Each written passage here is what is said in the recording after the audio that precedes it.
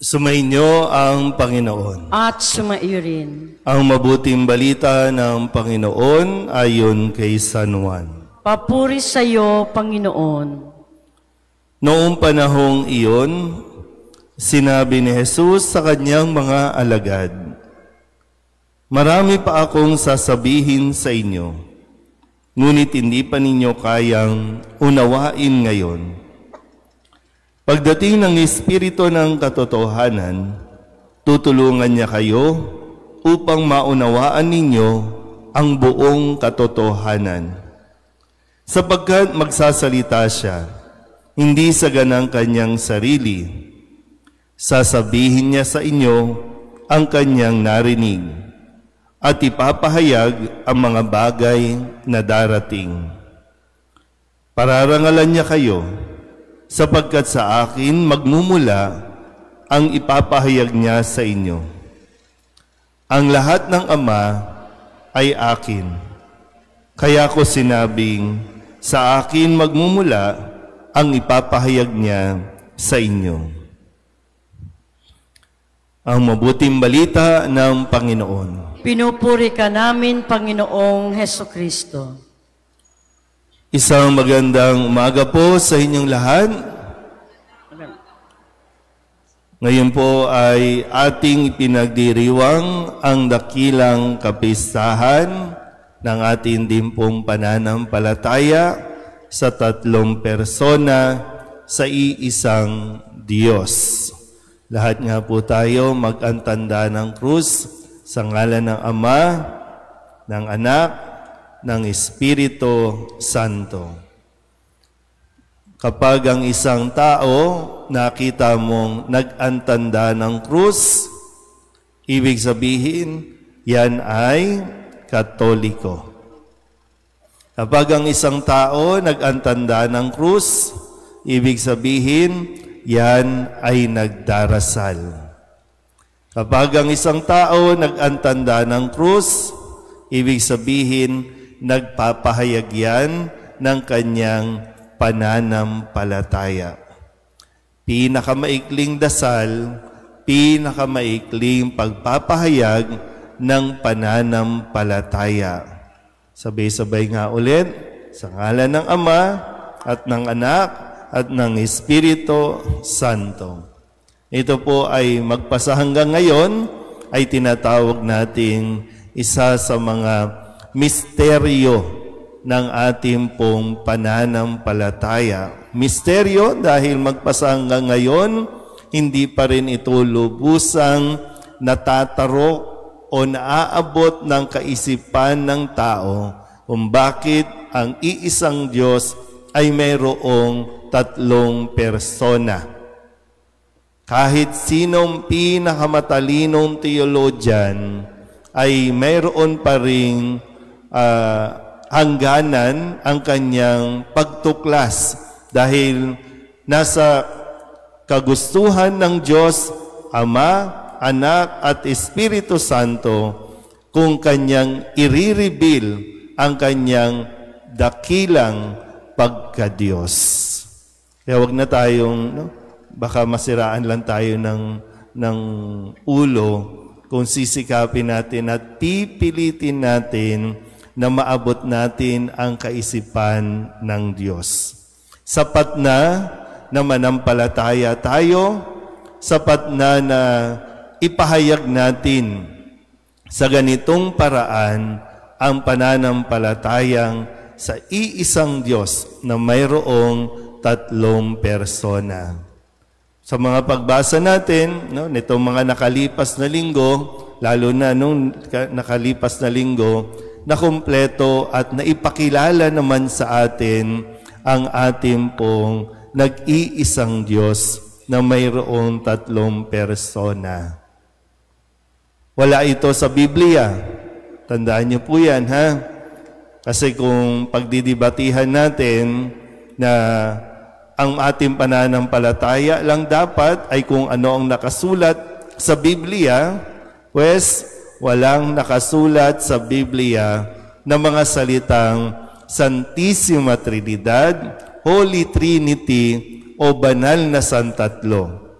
Pero kung nakikinig tayo sa ating mga pagdiriwang, maging sa mga panalangin natin, nagsisimula lagi sa Ama, Amang makapangyarihan, Ama naming banal, laging nagsisimula sa Ama at ito ay natatapos sa ngalan at inihiling namin sa ngalan ni Hesukristo kasama ng Espiritu Santo.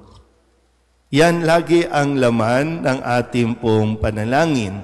At sa mga pagbasa, kung makukumpleto mo ang buong taon na ikaw ay talagang nakikinig sa mga pagbasa, matutuklasan mo ang role na kanilang ginagampanan sa bawat pag-iral, sa bawat panahon. Pero mayroon po tayo din na dapat nating matutunan sa banal na Santatlo. Sa tatlong persona na sa iisang Diyos. Sila ay merong unity. Pakisabi nga, unity. Pakispell ang unity. U-N-I-T-Y. So, isa ito sa pinaka, para bang, paano mo maididescribe ang banal na Santatlo? Unity. Hindi po uniteam. Unity. Kasi ang uniteam, divided na. Kaya nga ang U sa salitang unity ay undivided. Mayroong unity kung undivided tayo. Bakit nagiging divided? Kasi kapag ayaw pasaklaw. Pag mayroong gustong magmabida, pag mayroong gustong manguna, madidivide tayo. Pero sa ating pong pananampalataya, bakit undivided? Kasi nangunguna ang Ama, sumusunod ang Anak, ganun din ang Espiritu. Kung ano ang plano ng Ama, susundin ng Anak at gagabayan ng Espiritu Santo. Kaya nga, maging sa ating pong ibanghelyong narinig, di ba sabi, ang ipapahayag ng Espiritu Santo ay mula sa akin. At lahat ng nagmula sa akin ay nagmula sa Ama. Iisang goal, iisang misyon, bagamat iba't ibang panahon ng pag-iral. Sabihin nyo nga ulit, undivided. Ano bang nagdi-divide sa pamilya ngayon? Anong nagdi-divide sa lipunan natin ngayon? Diba? Kapag meron kang sariling hangarin, sarili na hangarin, kaya nga ngayon, hindi ko alam kung nakakainis ba o matatawa ka na lang kasi 2025 pa lang, ang iniisip nila ay ang 2028 election. Di ba? Aware ba kayo? Di ba? Bakit nadi-divide? Sa dami ng kaguluhan sa labas ng bansa natin, ang pinagtutuunan natin ang pansin, paano tayo ma-divide at kung sino ang magkakampi-kampihan. Next letter ay N. Anong ibig sabihin ng N? Nurturing. Diba?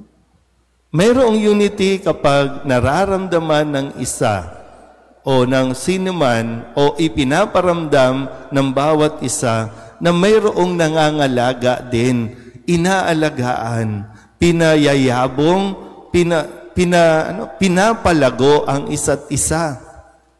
Hindi yung diba? Yung parang nililimitahan mo ang kakayanan ng isa. Minamaliit mo ang kakayanan ng isa. So kung merong nurturing, ibig sabihin, napapalago mo ang isa't isa. Magkakaroon yan ng unity. Next letter ay, ano yung I? Individuality. Magkakaiba tayo.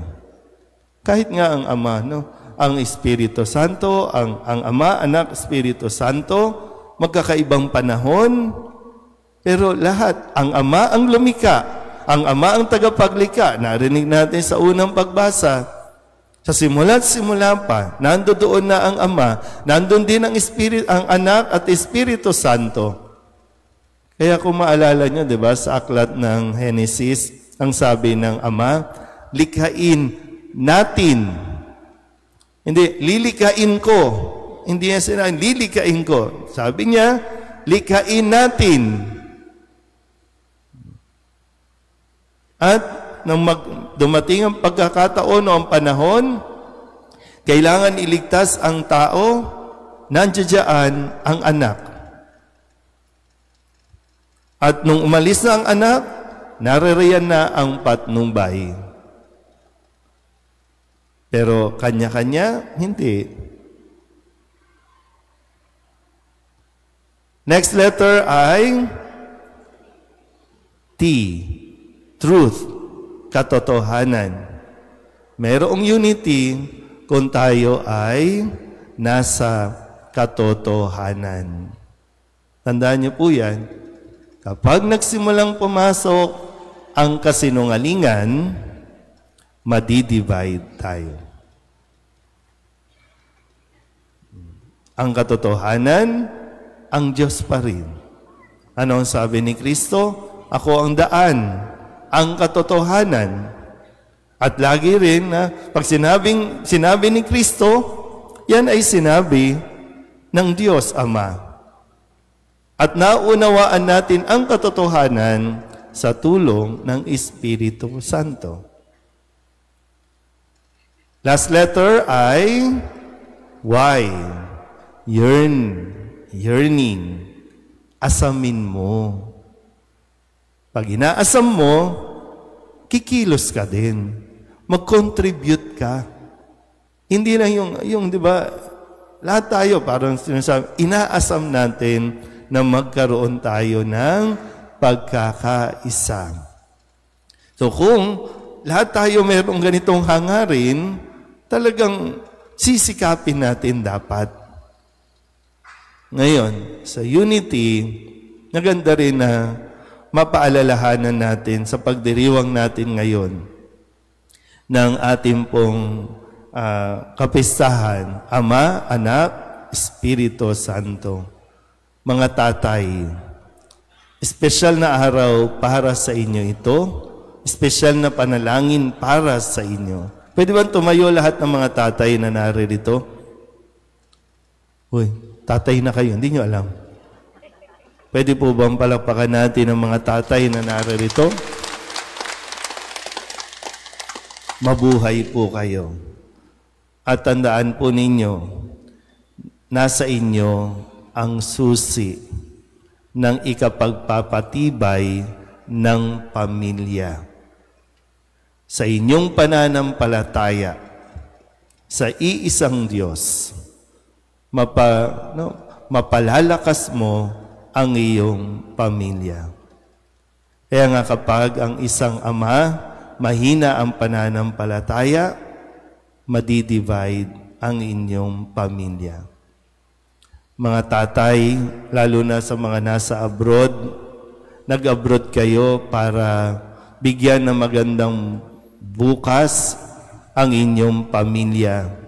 Dito sa Pilipinas, huwag kayong gumawa ng bagong pamilya diyan sa ibang bansa.